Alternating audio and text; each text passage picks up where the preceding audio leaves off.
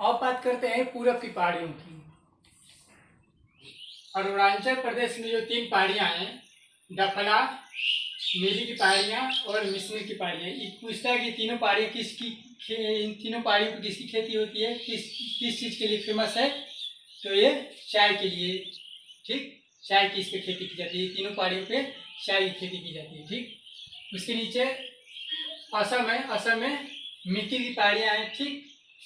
Just उसके नीचे देखेंगे मिजोरम। ये पूछता है क्वेश्चन पता है कि मिजो की पहाड़ियाँ कहाँ पे हैं। तो मिजो की पहाड़ियाँ मिजोरम में, मिजोरम या मिजो की पहाड़ियाँ, ठीक।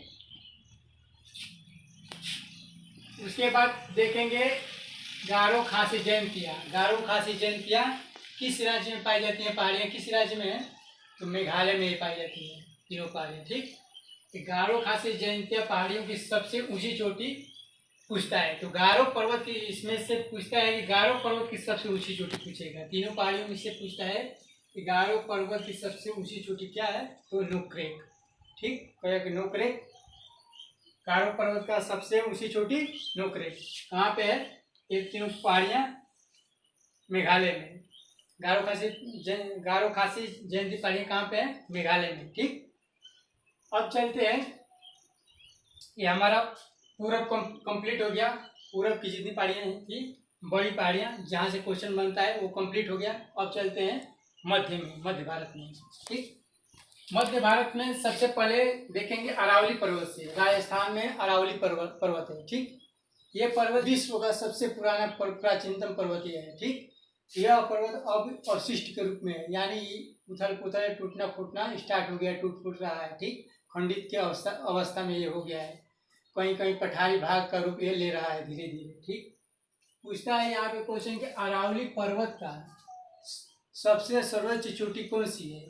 तो अरावली पर्वत का सबसे सर्वोच्च चोटी जो है वो है गुरु शिखर। इसकी ऊंचाई पूछता है कि अरावली पर्वत की सबसे ऊंचाई, गुरु शिखर की सबसे ऊंचाई क्या है, ठीक। गुरु शिखर की जो सबसे ऊंचाई जो है 1722 किलोमीटर है, ठीक। गुरु शिखर की ऊंचाई जो है 1722 मीटर है, ठीक। अरावली पर्वत का सबसे ऊंची चोटी गुरु शिखर और गुरु शिखर की ऊंचाई 1722 मीटर, ठीक। इसी अरावली पर्वत का हिस्सा दिल्ली में जो रायसीना की पहाड़ी है, किसका हिस्सा है। ये अरावली पर्वत का ही हिस्सा है जो दिल्ली की पहाड़ियाँ हैं, ठीक। ये बड़ी पहाड़ी नहीं है दिल्ली की रायसीना पहाड़ियाँ, ये किसका हिस्सा है, अरावली पर्वत का ये हिस्सा है, ठीक। उसके बाद अरावली पर्वत का हिस्सा है गिर पर्वत, जो कहाँ पे है, गुजरात में, ठीक।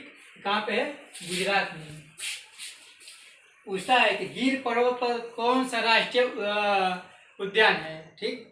गिर पर्वत पर ये एशियाई बब्बर शेर के लिए, ये संरक्षण के लिए बनाया गया है। गिर पर्वत एशियाई शेरों के संरक्षण के लिए यहाँ पे एक राष्ट्रीय उद्यान बनाया गया है। क्वेश्चन यहाँ से पूछता है कि भारत के गिर पर्वत पर कौन सा राष्ट्रीय उद्यान है।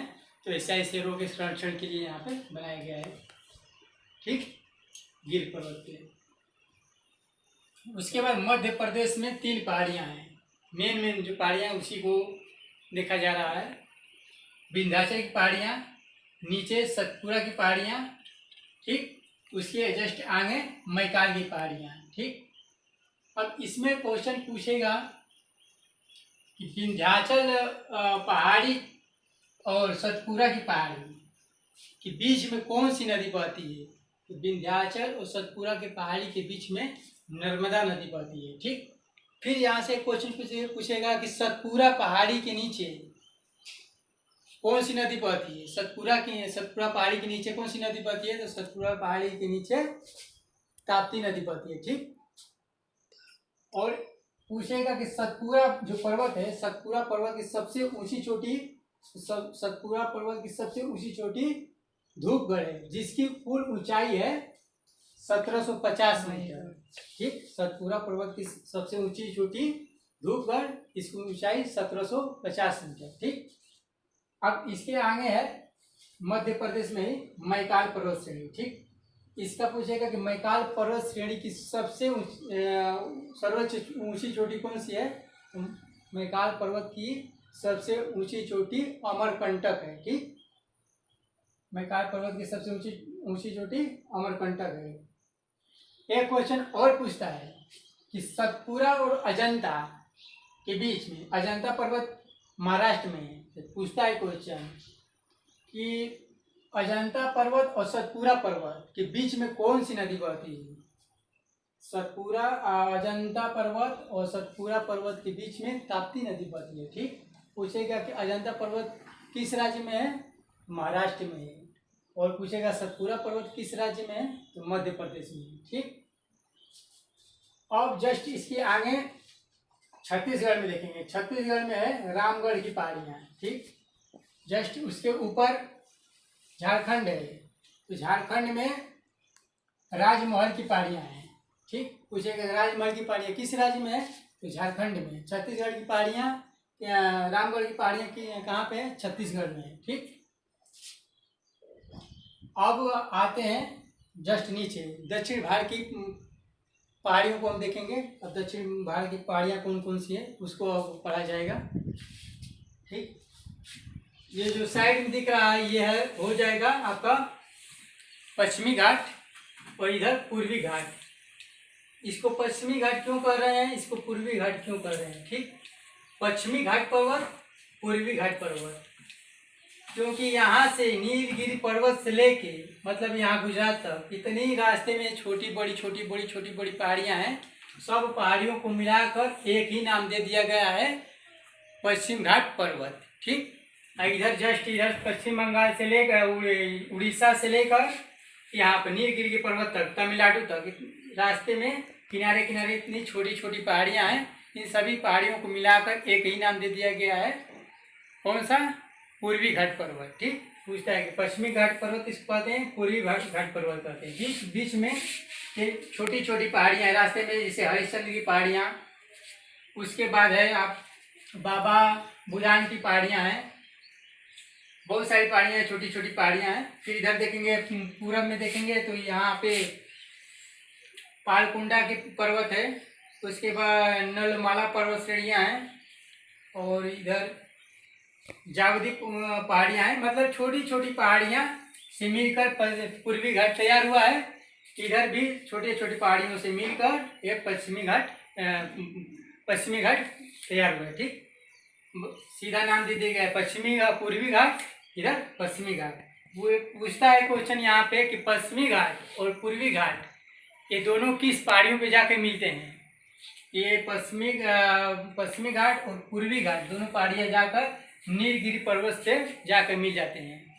यानी इधर से भी आता है तो नीलगिरी पर्वत से जुड़ जाता है, इधर से भी आएगा तो नीलगिरी पर्वत से ही जुड़ जाएगा। ठीक, नीलगिरी पर्वत पे जाकर ये जुड़ जाता है दोनों पहाड़ियाँ, पश्चिमी घाट और पूर्वी घाट। ठीक, फिर यहाँ पे पूछेगा कि नीलगिरी पहाड़ी की सबसे ऊंची चोटी कौन सी है। नीलगिरी पहाड़ी की सबसे सर्वोच्च चोटी डोडा बेटा है। कौन सी पहाड़ी है, डोडा बेटा है। ठीक, पूछे इसकी कुल लंबाई, इसकी कुल ऊंचाई है 2637 मीटर। डोडा बेटा की ऊंचाई 2337 मीटर इसकी ऊंचाई है। 2637 मीटर इसकी ऊंचाई है डोडा बेटा की। नीलगिरी की सबसे सर्वोच्च चोटी डोडा बेटा, इसकी कुल ऊंचाई 2637 मीटर। ठीक, फिर उसके जस्ट नीचे नीलगिरी की सबसे नीचे उसके बाद नीचे अन्नामलई की पहाड़ियाँ हैं। पूछता है क्वेश्चन कि दक्षिण भारत की दूसरी सबसे बड़ी पहाड़ी कौन सी है, तो अन्नामलई की पहाड़ी है। ठीक, अन्नामलई की सबसे सर्वोच्च चोटी कौन सी है, अन्नामुडी। ठीक, उसके बाद काराकोरम की पहाड़ियाँ हैं। इसी काराकोरम की पहाड़ियों को कहते हैं इलायची की पहाड़ियाँ भी बोलते हैं। कहीं क्वेश्चन देता है कि इलायची की पहाड़ियाँ कहाँ पे हैं। ठीक, तो दक्षिण भारत में इलायची की पहाड़ियाँ किस राज्य में, तमिलनाडु में। या तीनों पहाड़ियाँ तमिलनाडु में ही जाएंगी, नीलगिरी की, अन्नामलई की पहाड़ियाँ और कार्दोमम की पहाड़ियाँ, या इसी को इलायची की पहाड़ियाँ। ठीक, और सबसे ये मेन क्वेश्चन यहीं से पूछता है। ठीक, जो ये बड़ी पहाड़ियाँ हैं यहीं से क्वेश्चन, दक्षिण भारत से, तमिलनाडु से ही, ये तीनों पहाड़ियों से ही क्वेश्चन अधिकतर पूछते हैं। ठीक, और सबसे लास्ट में अगर पूछता है क्वेश्चन, अगर छोटा मोटा क्वेश्चन पूछ देता है कि सबसे, और इससे भी लास्ट में कौन सी पहाड़ी है? तो नागरकोइल की पहाड़ी है। और सबसे तीनों पहाड़ी के बाद सबसे एक लास्ट में पहाड़ी है, छोटी सी पहाड़ी, नागरकोइल की पहाड़ी है। तो फिर एक क्वेश्चन पूछ देता कि दक्षिण भारत की सबसे अंतिम पहाड़ी कौन सी है? तो नागरकोइल की पहाड़ी है। ठीक, अब जितनी पहाड़ियाँ थी, बड़ी बड़ी जो पहाड़ियाँ थी जहाँ से क्वेश्चन पूछता है, सारा कंप्लीट करवा दिए हैं। अब मुझे नहीं लगता है कि अब इससे ज़्यादा परीक्षाओं में पूछेगा क्वेश्चन। ठीक, जितना क्वेश्चन पूछने वाला था सबको हम कंप्लीट करवा दिए। कहाँ से क्वेश्चन बनता है या फिर कहाँ से नहीं बनता था, सबको कंप्लीट करवा दिया है। ठीक, अगर भारत की पहाड़ियों को आप लोग समझ चुके हैं या समझ में आ रही है तो प्लीज़ चैनल को लाइक, सब्सक्राइब और शेयर करना ना भूलें। धन्यवाद दोस्तों।